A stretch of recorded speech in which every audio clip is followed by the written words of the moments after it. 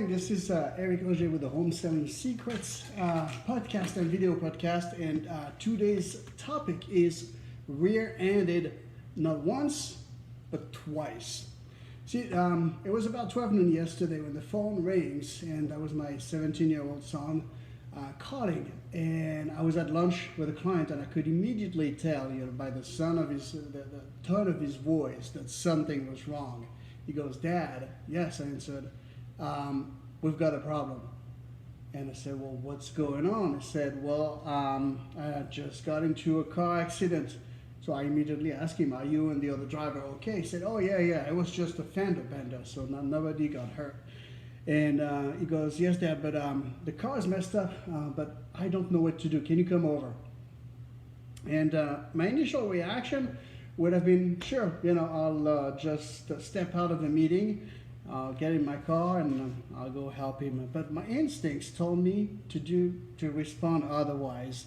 And so what I told him is, I said, "Son, look, in your glove compartment, there is your insurance card. On your insurance card, you'll find the Geico claim phone number. Just give us a call, and they'll just walk you through." But he goes, "But Dad, I don't know what to do." And I said, "I know, and that's exactly why you must do it." So he called me 2 minutes later, and he goes, "Dad," he calls 2 minutes later, that was him again, and he goes, "Dad, you're not going to believe this. I got rear-ended a second time while I was filing the first claim." That was pretty bad luck for a first driver. He got his license literally a month ago. So I told him, I said, "Look, son, finish the first claim with Geico. Let them walk you through the process. And then get the second driver's license, insurance card, and take pictures of all the damage, and then come home." Half hour later, I get a call from Geico, and they said to tell me what happened, because my son is a minor, of course. And they said they were super impressed by how he handled the situation, how he answered the question, how calm he was, and how right on point he was with everything, which made me happy. So why is this important? Why am I telling you this?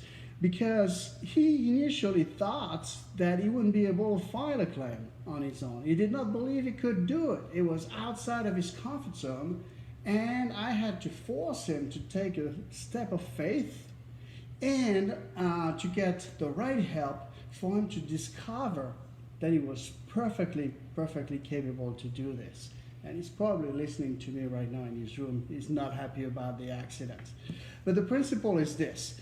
Every day we are called to do things that are unknown, that we're uncomfortable with, that we've never done, that causes us to have to stretch beyond what we think is possible. And we have two choices. We can either fold, refuse the challenge, or we can take a leap of faith and get the right help and just get after it. And believe it or not, where you are in your life today is the direct results of that daily questions, because you have to make those decisions virtually daily. So how does that apply to homes, you may think? Well, it's simple. Many of us reading those lines have a desire to get a bigger home, to improve their status, to maybe move into a different neighborhood, a different part of town, have a smaller home, whatever the case may be. But because you haven't done this in a very long time, or have never done that, you do not take action, because it is the unknown, and you choose to fold instead of getting after it. Because taking actions mean that you have to step in the unfamiliar. It's scary, and you don't know what to do first, who you should trust, what you should trust. Is this the right time to do? Are you going to make a mistake? What will that mean for his family and your family and me? And what if I make a mistake? Will I look like an idiot?